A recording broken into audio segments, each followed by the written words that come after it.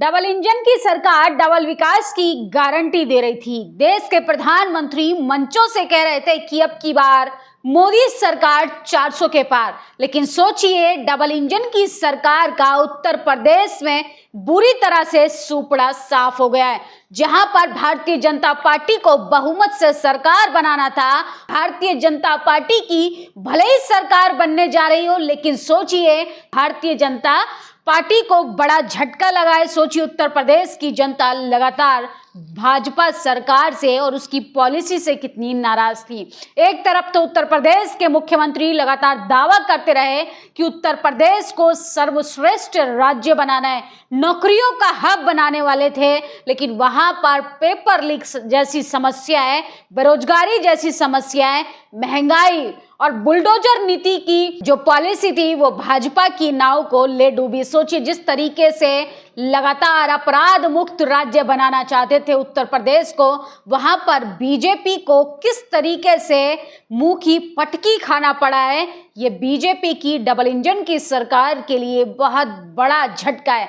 कई राजनीतिक विशेषज्ञों का कहना है कि मोदी सरकार लगातार कार्यकर्ताओं को नजरअंदाज कर रही थी, जनता को इग्नोर करने की कोशिश कर रही थी और लगातार जनता की जो समस्याएं थी उनको भी सरकारी विभागों में अनसुना कर दिया जा रहा था। लगातार लोग जो हैं वो न्याय के लिए भी दर दर की ठोकरें खा रहे थे और लॉ एंड ऑर्डर की किस तरीके से धज्जियां उड़ाई गई पूरे उत्तर प्रदेश में, ये तो आप पिछले कई सालों से देखते हुए आ ही रहे। जनता की समस्या पर राहुल गांधी, अखिलेश यादव, प्रियंका गांधी लगातार जनता से रूबरू हो रहे थे, खासकर युवाओं से। बेरोजगारी अपनी चरम सीमा पर, अग्निवीर जैसी योजना लाकर देश के युवाओं के साथ साथ इस देश की सेना को भी कमजोर करने का काम किया भारतीय जनता पार्टी ने। तो इस बार युवाओं ने कमर कस ली थी कि महंगाई, बेरोजगारी के खिलाफ अपने वोट से चोट करनी है और 53% युवाओं ने भारतीय जनता पार्टी को नकार दिया। सोचिए, भले ही भारतीय जनता पार्टी को जीत हासिल करा रहे हो तमाम टीवी चैनल्स में बैठे गोदी एंकर्स, लेकिन सोचिए जनता जो है वो अपनी तकलीफों को अब समझने लगी है। तकलीफों को मद्देनजर रखते हुए देश की सरकार को चुनने का काम कर रही है और उत्तर प्रदेश की जनता 18वीं लोकसभा में चुनाव में राष्ट्रीय फलक पर पहुंच गई है। जिस तरीके से बीजेपी बहुमत का सपना दिखा रही थी या देख रही थी, वो सब खोखला होता हुआ दिखाई रहा। देश के प्रधानमंत्री को खुद बनारस की सीट पर भी चुनाव जीतना बेहद मुश्किल हो पाया और कैसे बनारस की सीट पर भी चुनाव जीतकर भी देश के प्रधानमंत्री पूरे देश में भारतीय जनता पार्टी हारती हुई दिखाई दे रही है। इससे यही पता चलता है कि भारतीय जनता पार्टी का जो राष्ट्र का मुद्दा था वो फ्लॉप साबित हो गया। भारतीय जनता पार्टी के प्रधानमंत्री के साथ साथ तमाम कार्यकर्ता फैक्टर पर काम कर रहे थे।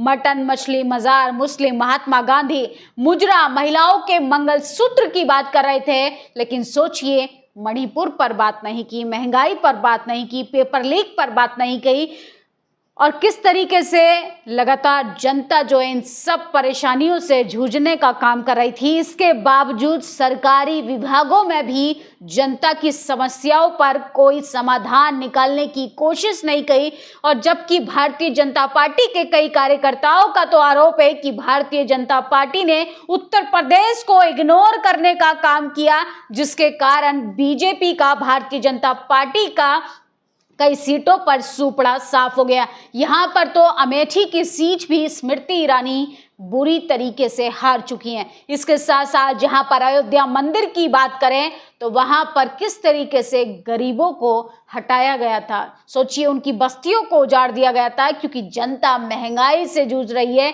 जनता बेरोजगारी से परेशान है और ऐसे में जब वहां पर गरीबों को नई बस्ती का निर्माण कर सरकार को देना था, वहां पर उनकी झुग्गियों को, उनके घरों को उजाड़ दिया गया। देश के प्रधानमंत्री को शायद ये बात की भनक नहीं थी कि जनता उनसे बेहद ज्यादा गंभीर नजर आ रही है। इसलिए कहते हैं कि कभी कभी ओवर कॉन्फिडेंट व्यक्ति को ले डूबता। वही हुआ देश के प्रधानमंत्री नरेंद्र मोदी के साथ कि डबल इंजन की सरकार डबल विकास की गारंटी देती थी और अपनी ही सीट बचाने की गारंटी को किस तरीके से वो बचाने हटाने की कोशिश कर रही है। डबल इंजन सरकार 80 में से 39 सीटों पर प्रचंड हार जो है वो पा चुकी है। सोचिए, भारतीय जनता पार्टी के लोग जो हैं वो लगातार तीसरी बार सरकार बनाने का दावा कर रहे हैं, लेकिन इस बार जनता ने अपने वोट से चोट के कर ये साबित कर दिया कि अगर आप कोई भी पार्टी, कोई भी सरकार अगर सत्ता में रहती है,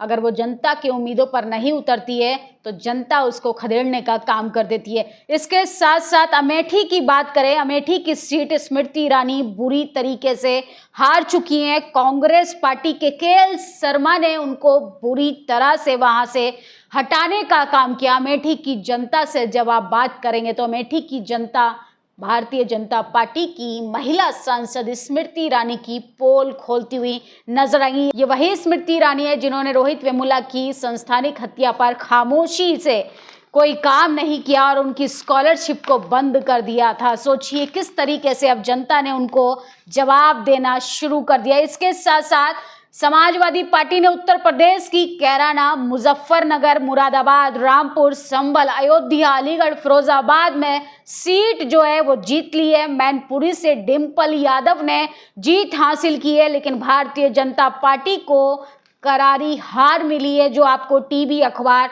नहीं दिखाना चाहेगा। दरअसल जनता जो है वो सचमुच बेरोजगारी से परेशान थी। नौकरी पाने के लिए एक बच्चा कितने लंबे समय से तैयारी कर रहा होता है और उसके बाद पेपर लीक हो जाता है। इन सब समस्याओं पर भारतीय जनता पार्टी को गंभीरता से काम करना चाहिए था, लेकिन उत्तर प्रदेश को किस तरीके से नजरअंदाज किया। वहां के कार्यकर्ताओं को भारतीय जनता पार्टी के साथ देश के प्रधानमंत्री नरेंद्र मोदी ने भी इग्नोर करने की कोशिश की। और जैसा देश के प्रधानमंत्री लगातार मंचों से कह रहे थे कि भाजपा के पन्ना प्रमुखों को हर ब्लॉक में जा जाकर जनता को वोट के लिए सचेत करना है, लोगों को कहना है कि अपना वोट जरूर डालें, वो सब कार्यकर्ताओं की नाराजगी बता रही है कि भारतीय जनता पार्टी ने कार्यकर्ताओं को भी इग्नोर करने की कोशिश की, जिसके कारण 53% युवाओं ने अपना भारतीय जनता पार्टी से नाता तोड़कर इंडिया गठबंधन की ओर हौसला बढ़ाया, कदम बढ़ाया। क्योंकि अखिलेश यादव और राहुल गांधी के लगातार बढ़ते प्रयासों को देखकर देश के युवाओं को उम्मीद है कि आने वाले समय में उनको नियुक्ति पत्र भी मिलेगा, नौकरियां भी मिलेंगी, महंगाई से छुटकारा भी मिलेगा। और सोचिए जिस तरीके से अग्निवीर योजना लाके देश के तमाम युवाओं को कटोराजीवी बनाने का षड्यंत्र भारतीय जनता पार्टी रच रही थी, इस बार डबल इंजन सरकार का तेल निकल चुका है। उत्तर प्रदेश में 80 सीटों पर से 39 सीटों पर भाजपा का सुपड़ा साफ हो गया है, जिसमें से नगीना की सीट पर चंद्रशेखर आजाद ने जीत हासिल की है और इसके बाद आरएलडी के हिस्से में 2 सीटें गई हैं और अपना दल 1 सीट लेकर आया। कांग्रेस 6 सीटों पर जीत हासिल कर आई है। सपा ने बहुत अच्छा परफॉर्म किया, वो 37 सीटों पर जीत हासिल कर आई है। इससे यही लगता है कि भाजपा का आने वाले समय में जो जलवा था, जो मोदी मैं भारत बनाना चाहते थे, वो सब धूमिल होता हुआ दिखाई दे रहा है और बीजेपी को 33 सीट मिली है। सोचिए ये है भारतीय जनता पार्टी का हकीकत, भारतीय जनता पार्टी की ज़मीनी हकीकत हम आपको बता रहे हैं, जो आपको टीवी अखबार नहीं बताएगा। फिलहाल तो डबल इंजन की सरकार डबल राज्यों में फ्लॉप साबित होती हुई दिखाई दे रही है। इस खबर पर आप लोग अपनी प्रतिक्रिया ज़रूर दीजिएगा। और देश का युवा जो है वो बीजेपी से बेहद ज़्यादा नाराज है, क्योंकि देश के युवाओं को नौकरी चाहिए। जुमले और झूठे वादों से देश की जनता का पेट नहीं भरने वाला है। शुक्रिया। नेशनल दस्तक की आपसे गुजारिश है कि अगर इसको बचाना चाहते हैं तो नेशनल दस्तक को सब्सक्राइब करने के लिए रेड कलर के सब्सक्राइब बटन को दबाएं, फिर बेल आइकन की घंटी दबाएं। नेशनल दस्तक को बचाने के लिए बहुत जरूरी है कि हर खबर को शेयर करें, लाइक करें, कमेंट जरूर करें।